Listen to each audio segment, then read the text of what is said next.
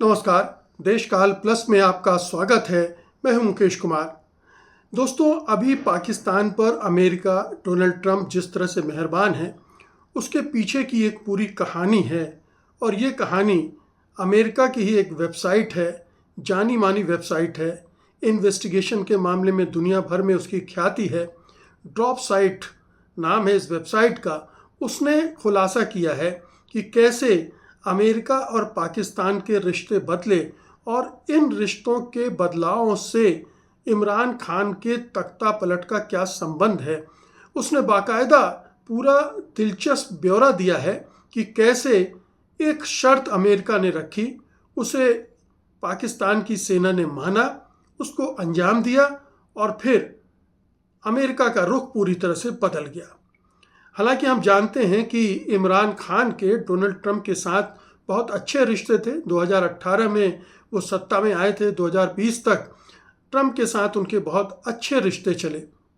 लेकिन जैसे ही बाइडन आए, तनातनी बढ़ने लगी और यहीं से रिश्ते खराब होने शुरू हुए और इमरान खान के तख्ता पलट की तैयारियां वाशिंगटन में शुरू कर दी गई।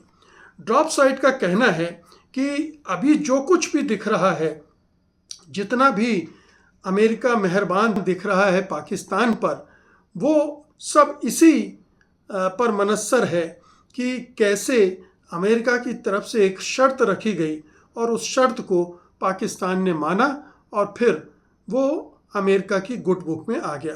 तो हुआ यूं कि 2020 में जब बाइडन सत्ता में आ गए तो उनकी निगाह में इमरान खान खटकने लगे और इमरान खान को वो एक तरह से पाकिस्तान के ट्रंप के तौर पर देखने लगे कि ये इस पर भरोसा नहीं किया जा सकता है, इसे अपने हिसाब से चलाया नहीं जा सकता है। और इमरान खान थोड़ा खुद मुख्तार तो थे ही और वो वाशिंगटन के इशारों पर चलने के लिए तैयार नहीं थे। इसीलिए जब जून 2021 में CIA के डायरेक्टर विलियम बर्न्स इस्लामाबाद आए तो इमरान खान ने उनसे मुलाकात करने से ही इनकार कर दिया। हालांकि इसका हवाला उन्होंने प्रोटोकॉल दिया कि प्रोटोकॉल के तहत मैं आपसे नहीं मिल सकता हूं, लेकिन ऐसी कोई मजबूरी नहीं थी इमरान खान की। वो CIA के इस डायरेक्टर से मिल सकते थे, मिलना चाहिए था। जिस तरह से वो जानते हैं कि अमेरिका पाकिस्तान को नियंत्रित करता है, पाकिस्तान में सरकारें उलटता पलटता है, रिजीम चेंज उसके लिए बाएं हाथ का खेल है।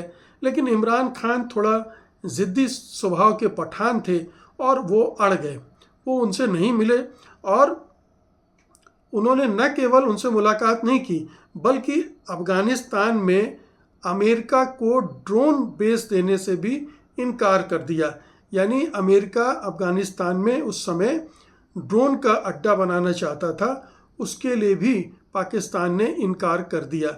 तो उस समय तालिबान के साथ भी पाकिस्तान के रिश्ते ठीक ठाक थे, तो इमरान खान ने वो उसके लिए मंजूरी नहीं दी। और अमेरिका को सबसे ज़्यादा खटका, सबसे ज़्यादा अखरा तो ये कि इमरान खान 2022 में रूस यूक्रेन युद्ध शुरू होने के दिन मॉस्को में पुतिन से मिले। अब ये जो टाइमिंग थी, इसने अमेरिका को बौखला दिया। अमेरिका ने उन्हें मना किया था कि आप रूस की यात्रा न करें, लेकिन इमरान खान नहीं माने, वो गए। और यहीं से वाशिंगटन ने, बाइडन प्रशासन ने उनके तख्ता पलट की कार्रवाई शुरू कर दी। यही नहीं, पाकिस्तान ने UN में रूस के खिलाफ प्रस्ताव पर वोट भी नहीं किया। यानी जो यूक्रेन पर पहले अटैक किया था रूस ने, उसके खिलाफ अमेरिका जो प्रस्ताव लाया था, अमेरिका के समर्थक जो प्रस्ताव लाए थे रूस के खिलाफ, उस पर वो एब्सटेन कर गया। तो इससे उनकी चिढ़ और बढ़ गई। अब यहाँ से शुरू होता है ऑपरेशन इमरान खान हटाओ और अमेरिकी अधिकारी डोनाल्ड लू ने पाकिस्तानी राजदूत से कहा, ऑल विल बी फॉरगिवन, आपको हर गुनाह माफ़ कर दिया जाएगा अगर खान को नॉन कॉन्फिडेंस वोट से हटा दिया जाए। और इसके बाकायदा प्रमाण हैं। ऐसा संदेश गया था और वो केबल लीक हो गया था, जिससे ये सबको पता चल गया था कि अमेरिका ने ऐसा करने की कोशिश की है। तो टाइमिंग और हर मूव वाशिंगटन का और इधर इमरान खान की हरकतें दोनों बाकायदा मैच कर रही हैं। और इस तरह से उस समय पाकिस्तान के जो आर्मी चीफ थे कमर बाजवा, उन्होंने समर्थन किया। उस समय नो कॉन्फिडेंस मोशन का समर्थन किया, मतलब वो तो वोट देने जा नहीं रहे थे, लेकिन उन्होंने ऐसा इंतज़ाम किया कि इमरान खान की सत्ता पलट गई। वो vote on no confidence motion में हार गए और उनकी पत्नी तब से जेल में है। पार्टी पीटीआई पर प्रतिबंध लगा दिया गया, चुनाव न लड़ सके, उनसे चुनाव चिन्ह भी छीन लिया गया। और 2024 में जो चुनावी धांधली हुई है वो पूरी दुनिया जानती है कि कैसे इमरान खान को सत्ता में नहीं आने देना है। इमरान खान की पार्टी ने चुनाव चिन्ह पर चुनाव नहीं लड़ा, लेकिन उसके 80 के आसपास प्रतिनिधि जीत गए थे, और अगर उनको रोकने की कोशिश न की होती तो वो चुनाव भी जीतते। तो धांधलियाँ हुई, उनको हटाया गया। अब ये जो खेल हुआ वो हट गए और एक नई सरकार शहबाज शरीफ की आ गई और उसे सेना का समर्थन था। इसके बाद अमेरिका और पाकिस्तान के रिश्ते नज़दीक होने शुरू हो गए। पाकिस्तान ने यूक्रेन के तोपखाने के लिए आर्टिलरी शेल्स भेजे, तोप के गोले भेजे, और ये सप्लाई अमेरिकी कॉन्ट्रैक्टर के ज़रिए किया गया। इसके बाद IMF से बेल आउट पैकेज पाकिस्तान को दिलवाया गया। जो चुनावी धांधली हुई थी उसको यूरोपियन यूनियन और अमेरिका दोनों ने नज़रअंदाज कर दिया। कोई शोर शराबा इन लोगों ने नहीं मचाया, इस तरह से उसको दबा दिया गया। न्यूक्लियर पॉलिसी में भी सेना ने अमेरिका को आश्वासन दिया कि मिसाइल रेंज इजराइल तक नहीं पहुंचेगी, यानी आप जो भी मिसाइल बनाएंगे वो इजराइल उसकी रेंज में नहीं आना चाहिए। ये भरोसा पाकिस्तान ने अमेरिका को दिया। और फिर इसके बाद जो अल्टीमेट हुआ कि आर्मी चीफ आसिम मुनीर ने खुद को फील्ड मार्शल बना लिया और फिर न्यूक्लियर कमांड पर भी कंट्रोल कर लिया।